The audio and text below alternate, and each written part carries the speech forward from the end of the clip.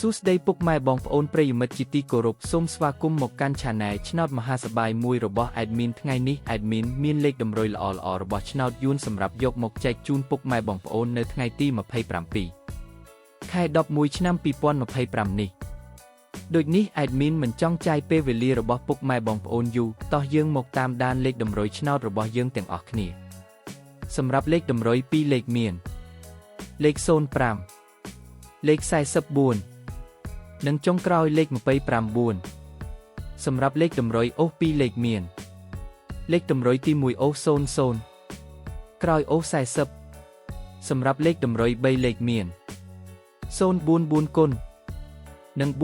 456គុណ